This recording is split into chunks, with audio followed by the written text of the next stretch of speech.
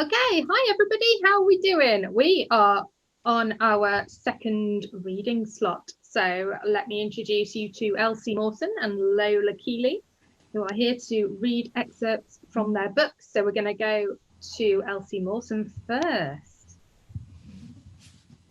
Hi everyone, I'm going to be reading from the first book in my Aspect series, which I know in my intro video I said a different book, but I changed my mind and Jen said it's fine, so I'm going with it. But yeah, because this series does not get enough love and I like it. So yeah, and I figured I would jump in. Sort of chapter 1 for a cute meet cute. So let me just find my...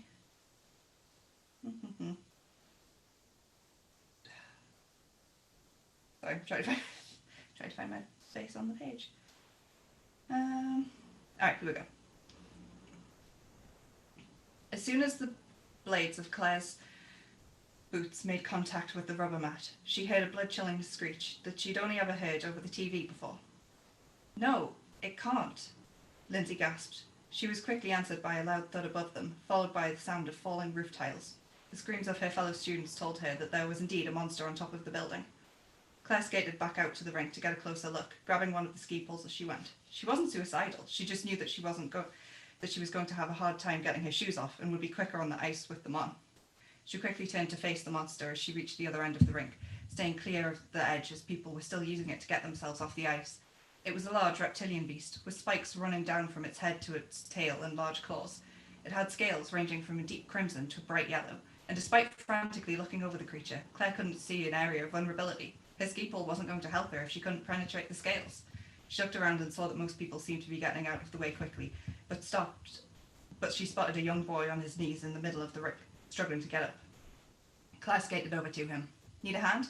Thanks, the boy said, as Claire helped him to his feet, struggling to keep both their balance while not dropping her improvised weapon.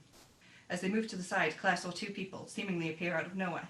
One was a young woman, wearing black cargo pants, a turtleneck and military boots, though the most obvious feature was the jet black mask obscuring her entire face. It was the same as the masks that the Aspects wore. The man with her, Claire instantly recognised by the white ponytail as Vengeance, making the woman Hate. Vengeance? Hate asked. He shook his head. No, he replied with an accent Claire couldn't place. It hasn't hurt anyone yet. Remind me why we told the others we could handle this? Because they're grieving, which is weakness to all but we three. Claire helped the boy onto the side, where he began to pull his skates off. She, however, left his on, her grip tightening around the ski pole in her hand. She looked around the rink again, wondering who the third Aspect was. After a few moments, she saw a boy standing in the middle of the running crowd with the same mask on. He looked much younger than the other two, thanks to him being much shorter and very thin, with milky white skin and sandy blonde hair, though it was hard to tell through his mask. He was standing straight, his head turned to face the monster, though, after a moment, his mask turned to face her, sending a chill down her spine. She straightened her back and turned her attention back to the monster, who was now spitting fire at the Aspects, who were moving quickly so as not to lose their footing on the melting ice. Hate, now would be a good time for you to dig deep. I'm trying, Hate bit back, and Claire imagined that she wore a frown beneath her mask. Hate threw her arm out for a moment, and a bolt of black lightning extended from her hand to hit the side of the beast. Vengeance drew a crossbow at that and began firing at the beast, though none of his shots penetrated its scales. Claire turned her attention back to the cafe, trying to see whether or not Lindsay managed to get out. She hadn't. A second beast had somehow arrived unnoticed and was making its way across the cafe, stalking Lindsay. Claire looked over and saw that the Aspects hadn't noticed the second monster. She knew that she should yell to them, but her jaw was wired shut, her words lost in the rush of adrenaline. She had no choice. She skated quickly over to the cafe, dodging the melted ice patches the first creature had made, her grip on the ski pole tightening as she remembered back to the sports day last year. After the 2208 Olympics, she'd had a slight fascination with the javelin and had learnt enough to earn her the first place ribbon. The problem was the creature's scales. As she approached, the monster turned to look at her with glowing orange eyes, and she realised what she had to do. Making sure to stay steady on her skates, she launched the ice pole into the air, and through some stroke of luck, it struck the creature right through the eye. The monster gave a pained screech before collapsing, blood squirting forth to coat Claire. She turned as she felt the thud on the ice behind her. The creature from the roof had landed, looking for the other one to respond to its call. Claire had no weapon left, but she was acutely aware of Lindsay cowering in the corner behind her. She refused to move, staring the creature down. She figured that she could be a distraction until the Aspects defeated the creature, keeping it from getting to her friend. Instead of moving to attack, the creature just stared back at her, cocking its head a little, and for a moment, it almost seemed cute. rather than deadly.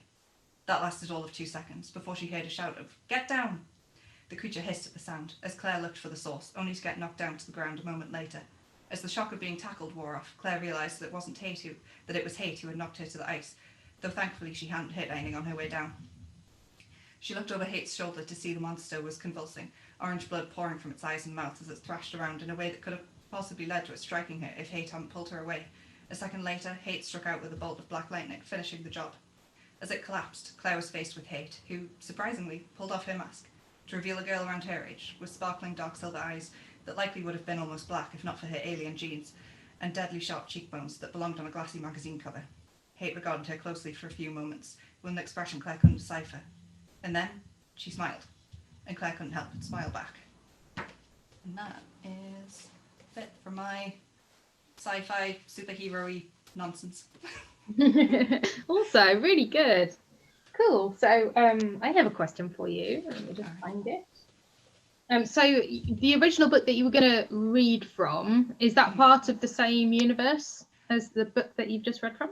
No, this one is 90% of my books are part of what I refer to as the Snowverse, which is an urban fantasy universe that is like urban fantasy magic and stuff. This is one of the very few series that I don't write in that universe, which is called The Aspects, which is about sort of sci-fi superheroes in the future who fight genetically engineered monsters, and they have part alien superpowers. And yeah, I decided to read this one instead because I'm constantly publishing in the Snowverse, because it's just where I'm most frequently writing. And so series that aren't in the Snowverse tend to not get as much love. And I sort of realised, oh hey, wait a minute, like this series is still ongoing. I'm going to be like a Lesfic thing. It's about these two teenage girls who sort of, you know, Claire and Hate, and they kind of get together and like, but Hate's obviously a superhero, and it's a thing. Excellent. Cool. So where do you get the inspiration from for the creatures in your in the book that you're reading from today? I think most of the inspiration for this series, which is why it's a really weird series to sort of market and talk about, is from anime. Like easily like 99%. I'm like, people are like, yeah, like, you know, what's it like? Or it's either anime or like Western cartoons very inspired by anime. So I'm like, so people are like, what's it like? Like, what's it most like? And I'm kind of like, okay, if you took Ruby, Steven Universe, and Sailor Moon and put it all in a blender, probably and made it gay, like even more than those three properties already are. Like just distilled down the gay content. Like. That sounds good. Lola, have you got any questions? I was just wondering, because it's something I've always sort of like to know about other authors. If there's been enough of a window of time since you actually, you know, wrote it and submitted it, do you ever find going back to read a previous book that you're kind of like, oh damn, I want to keep reading because, you know, I know what's going to happen, but I don't remember like the specifics in detail anymore. Is it kind of fun to be a reader again? Yeah, I definitely take a like the philosophy when I'm writing of like, I'm going to write what I want to read, which isn't always great. Again, like, you know, I'm sort of like, I should talk about this one and give it some love because it's a series that's sort of hard to get people into because it's like, here's a cross genre. Like, is it superhero fiction? Is it not? I don't know. Is it space opera? Yeah, by like book 4, they stay on Earth for the first 3 though. Like, it's, you know, so it just ends up being yeah, like, so, you know, that's not always the best philosophy in terms of marketing a book, but in terms of being able to go back to it and go, yeah, I still love this. This is great. I love these characters. And yeah. Oh. Nice. It's really nice that you can do that. So we got a question from the floor from Laura Andriotti. Again, not sure if I pronounced that correctly, but fingers crossed. What is your favourite sci-fi? It's really hard to choose because I love so much sci-fi and I love all of it for different reasons. So it's like if someone gets in the middle of like a Star Wars, Star Trek like discussion, I'm just sitting here like, yes, all of it. Yeah, all of it. Okay, no, actually, I do know the one because it's not as popular, but it should be everyone's favorite is Killjoys. Killjoys is easily my favorite like recent sci-fi thing that it's like, yes, I want to rewatch that like a million times all the time because it's like Firefly but more gay and there's more of it. I like Firefly. I Yeah. liked Firefly. It was very sad when they cancelled it. I'm still bitter. It's very much that kind of humour, and I really liked it, and I really liked all of the plot and stuff. But yeah, I mostly just it was fun and that same kind of energy. So Excellent. Cool. Any more questions, Lola? Just sort of, do you know when you start these series, because obviously you're running more than one concurrently, do you sort of fix in advance how many sort of installments there's going to be, or does the story just kind of tell you if there's more as you keep writing? I try to fix it now. I know in the past I've definitely gone off and then like but the problem is if I try to fix it, I might fix it at too few or too many, and then it's like, where is the sweet spot? But if I don't fix it, then it can turn into like, I don't know how many I'm writing, and it's a total mess. And trying to organize, like, it's much easier to organize things, like getting covers for books. If you know how many there's gonna be before you know, so you're not like going back to cover design. It's like, hey, can I have 3 more, and when can you have them by? kind of thing. So I found that the sweet spot is about 6 books now. So I do tend to be like, but I also have found that with the past couple of series, while I've tried to plot out those 6 books at the start, that's not what the series even vaguely looks like by the time I finished the first 2 books. Like by that point, everything is completely different to what I had, and I'm just kind of fingers crossed that the titles I chose are vague enough to still be coherent with the new plot. But I can safely say it's about 6 books and stick with 6 books, even if I drastically change everything. Nice. We have a question from Emily Joy. Sci-fi and anime inspired. Is it tempting to make a graphic novel? It's exceptionally tempting. I was telling Jen and a few off camera that I've just bought a new drawing tablet that's like a fancy one that's like got a screen on it and everything. But I'm definitely not that skilled right now. And like getting artists to collaborate is like, you know, kind of, it's one of those things where it's like I'm not popular enough to be like, hey, just take it that you'll get royalties on the back end. It's you have to pay artists, for which you should. Everyone should be paying artists and should be paying them a living wage. I personally don't have the cash to do that, and as I say, while I would love my drawing skills to one day get there, they're not there right now. So maybe in the future, but I would love it. I absolutely adore like Gail Carriger has some of her series that are like in manga form, and like that kind of adaptation I'd be like yeah. Sounds great. So this will be to both of you, so I'll ask Lola after she's done her reading. But Laura Andriotti has asked, are any of your characters a reflection on you? Quite a few, but in like a kind of, you know, I think in that way that most writers are like, yeah, they've got some parts of me, some parts they don't. I think mostly it's just writing queer characters, and most of my characters are also neurodivergent because I'm neurodivergent, so it's easiest for me to be like, okay, well this, you know, Claire from this book is autistic, and Hate has ADHD, and yeah, it's, you know, being able to write those characters and especially write that kind of thing, and, you know, yeah, have, especially in like love stories and stuff, and have people like actually, you know, realize that, you know, you're a person as well who can, you know, have those kinds of things going on.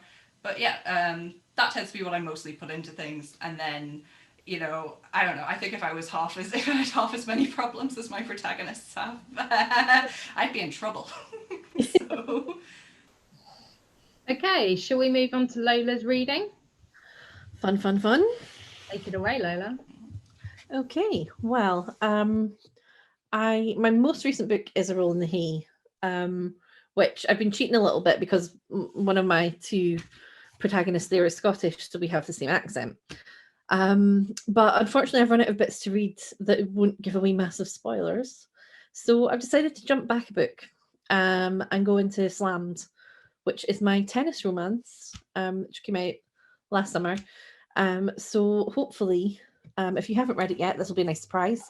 And if you have read it, maybe it'll be a nice little trip down memory lane and make you maybe want to pick it up a second time. But we'll see.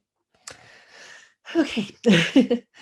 15,000 people made a lot of noise. The simple fact of their existence made it so.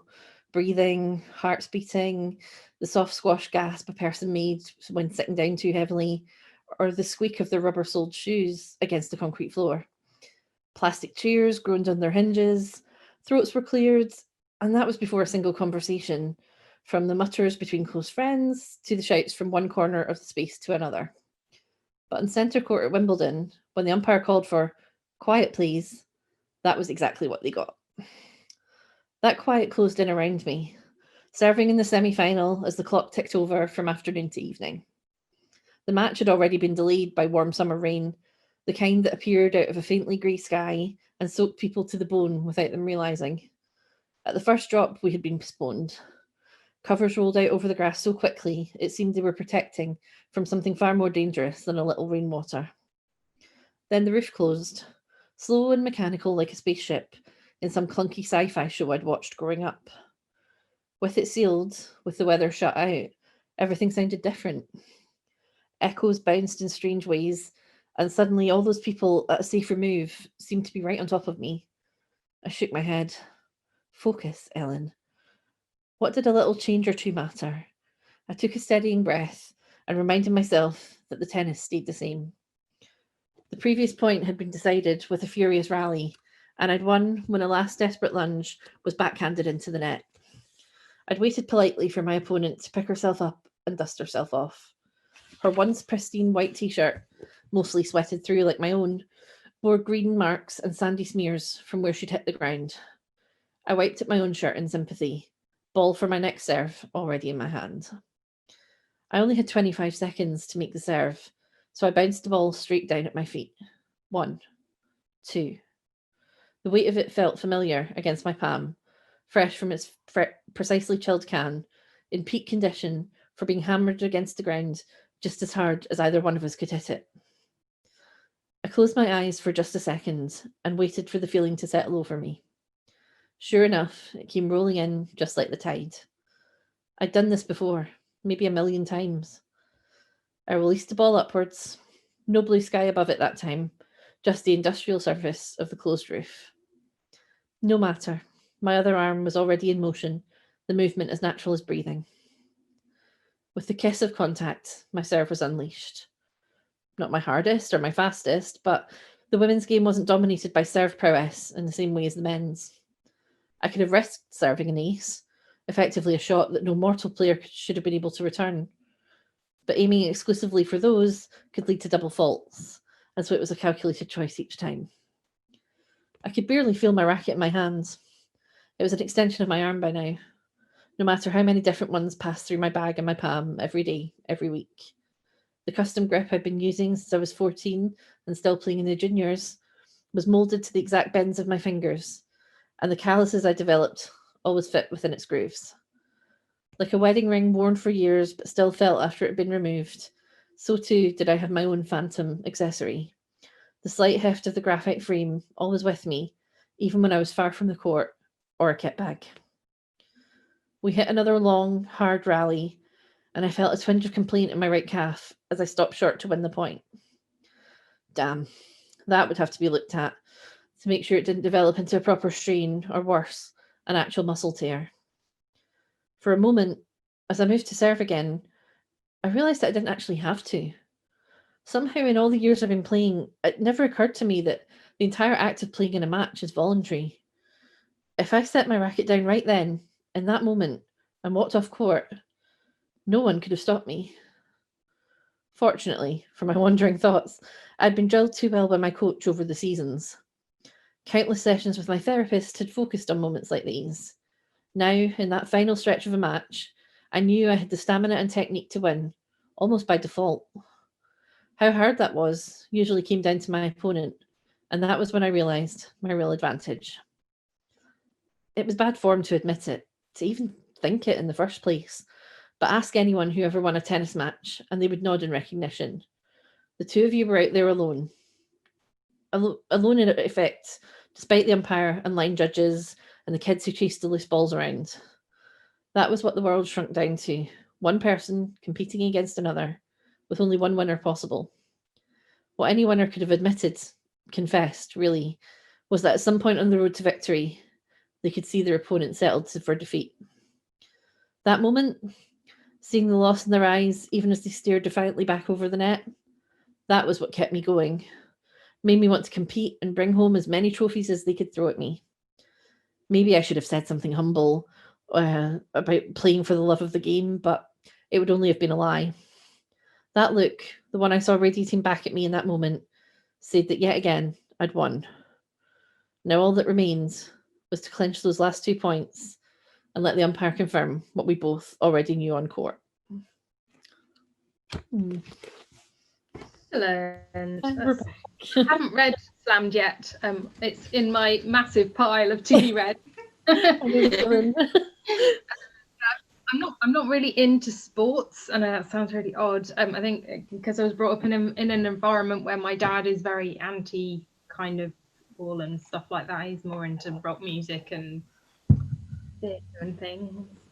So yeah, it's weird for me to think, okay, this would be the perfect place to have a romance. So what made you decide to write about tennis? I think for me, partly because if you go to school in Scotland, the school year is slightly earlier in finishing. So we would always finish up right in time for Wimbledon, whereas the English schools would continue until like the second week. So that was always like, for me, that was like the call of freedom was getting up on Monday and hearing the Wimbledon music. Because you'd be like, no school for 6 weeks. Amazing. So it's always been this kind of joyous thing, even when the weather's been rubbish or whatever. And for 2 weeks every year, we would be crazy about tennis. And, you know, we'd want to play it all day, every day. And, you know, then we'd forget about it for another 50 weeks. Always the way. But I've always followed it. And one of my best friends is really obsessively just follows the tour all year round and, you know, just loves everything about it.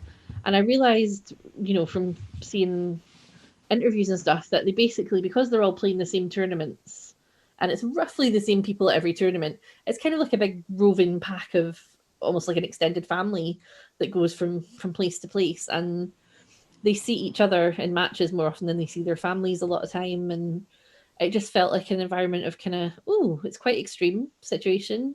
You're competing for big money and a lot of, you know, prestige, but also, you know, these are kind of your only friends in the world for most of the year. So how do you balance that, and how do you make a relationship out of it? Was the hook for me.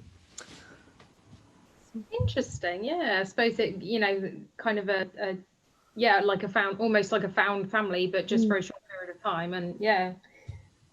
So we've got a comment from Addison. He says, Lola's reading made me want to get into tennis. I will convert you all one by one, I promise. Emily Joy has asked, how long did that take you to write? That was very beautifully written. How hard is it to write a long passage about a relatively short space of time? It's probably my favourite balancing act of writing, because when you're in a character's head, you want to stay there as long as possible. If you're in that sweet spot of like, I really get them and I really know how they're feeling right now, but you also have to not bore the reader. So if all she's doing is throwing a ball in the air and hitting it, that's not very much time.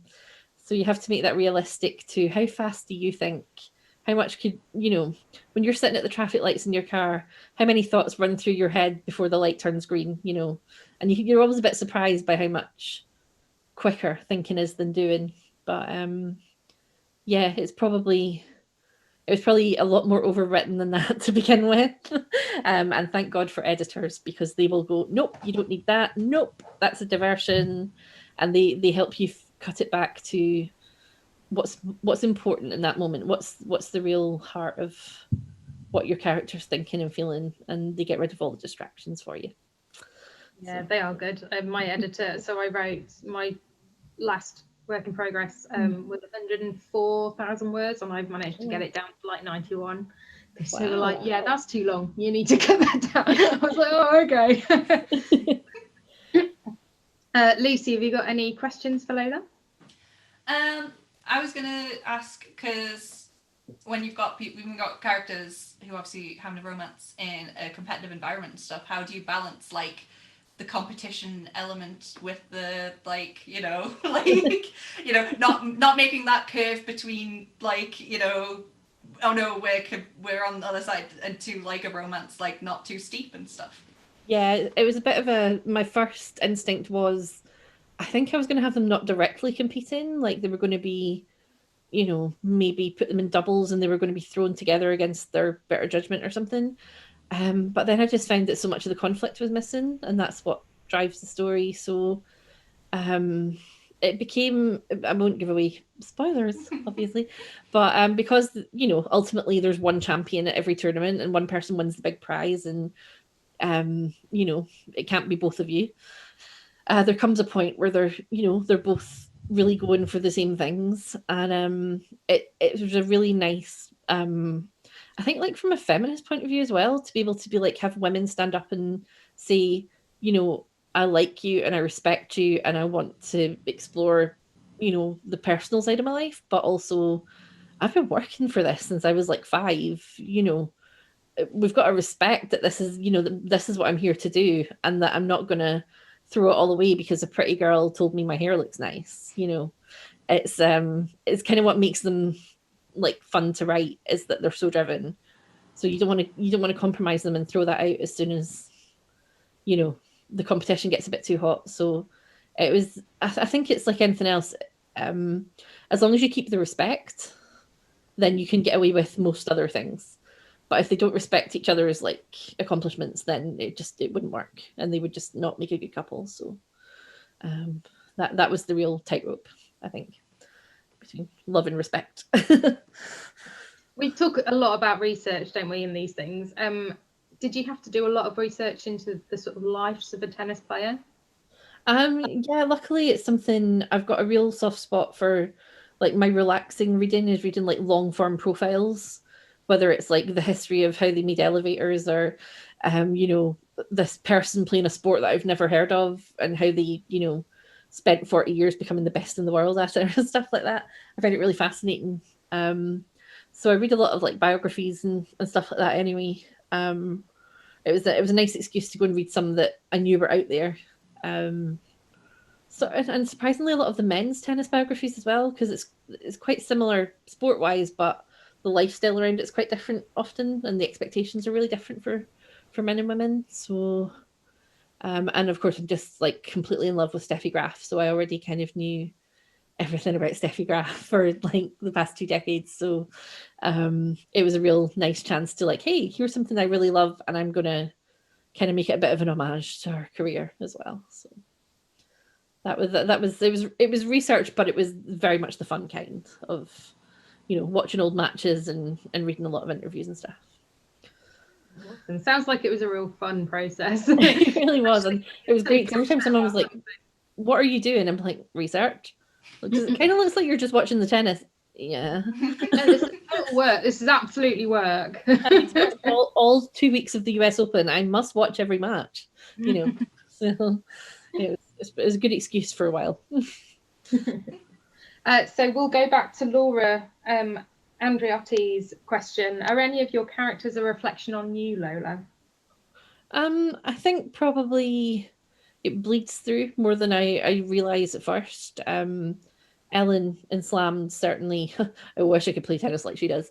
And have her dedication to just being so just organized and healthy and great stuff. But I think probably the way they deal with problems is probably where I give myself away most often, because I'm quite stubborn and I'm quite sarcastic, and I panic a little bit about like, oh my God, this person's being nice to me, it's a trap, So I think there's a little bit of that in quite a few of my characters. And I think the other ones that I wouldn't claim are about me are probably a version of myself I would like to one day meet, or they have something in them that I know I don't have, and I really admire it in other people. So a lot of the time I'm like, this is the kind of person we'd all like to be. And a lot of my characters are like that.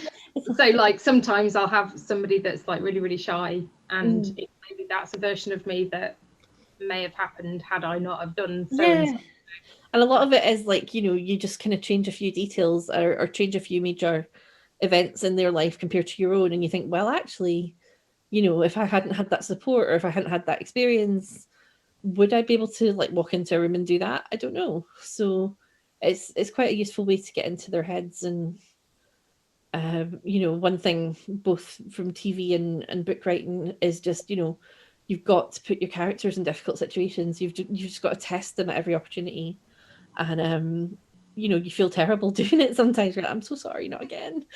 But it's where you find out who they are, So got to be conflict, otherwise it's not interesting. conflict. Lucy, have you got any more questions for Lola? I think just again slightly more on the research thing.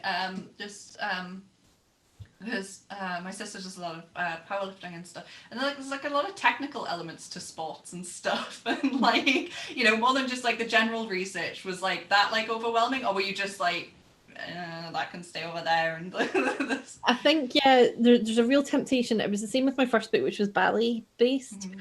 There's a thing like once you learn something and you kind of think it's cool, you want to tell everyone you've ever met like about this really cool thing that you just found out. But obviously if you do that on every page of the book, then people are like, is this a book or a lecture? You can't show off how much reading you've done, or how much, how many people you've spoken to who do that job or whatever. But I think it's kind of nice sometimes if you're kind of asking the reader to take a chance on something that they maybe wouldn't normally go for, and to be able to both like get them interested in the story but also the world of the story. I think that's where the research kind of pays off most, and that's what makes it like, if you can take like pages of information and turn it into like a cool sentence where it's like, by the way, this is why this is called that, or this is why they wear these shoes, or this is why everyone who goes to such and such a place does this, and it's like, oh, okay. And I think those are like little moments that people can take away from the book, as well as the characters in the story. They can be like, oh, now I understand this weird thing that I always thought people were crazy for doing. Now I know there's a reason for it. So that side of it's kind of fun, getting to be a teacher for maybe just for one paragraph. But that's probably the real payoff for all the research, I think. I've got a question from Emily Joy. Do either of you draw characters as references? Ooh. I'm hoping to, now that I have a nicer drawing tablet that actually works. That helps. Yeah, there's definitely been a lot of attempts and then giving up halfway through because my drawing tablet crapped out on me, and I was like, I'll get back to this later, and then never doing it. So I'm hopefully that'll be a thing that'll show up more on like my Tumblr and my Instagram in the future, but trying not to put too much hope into like... I unfortunately don't have an artistic bone in my body. I can draw a circle, that's about it. But what I do love doing, and I keep meaning to publish them actually, I need to get around to doing it, I make Pinterest boards a lot of the time for like the world of the book and for each of the characters. So it's kind of, you can see what their fashion sense is like, and if I'm talking about buildings that actually exist, then they tend to all be in there, so you can get an idea of the spaces that they're moving through and stuff like that. So I've been known to sketch, like when I'm trying to work out, a good one is always in love scenes, when you're trying to work out if they can do the thing that you're trying to describe. And you're kind of like, the buttons are up here, or the belt is over here. Can they? Oh yeah, so I'm like drawing dresses with like, weird splits across them and stuff. And I'm going, oh, that's how it has to happen. Okay. It's more of a reality. Cool. Well, I think, let me just have a little look. I think that's probably all we've got today for you guys. So yeah, thank you very much. Really interesting stories, really different, which is always good. 2 different stories in the same reading plot. And so yeah, our next thing is the professions panel, which will be at 3:30. So thanks Lola, and thank you Lucy. Lovely. And have a great day. Thank you all. Cheers.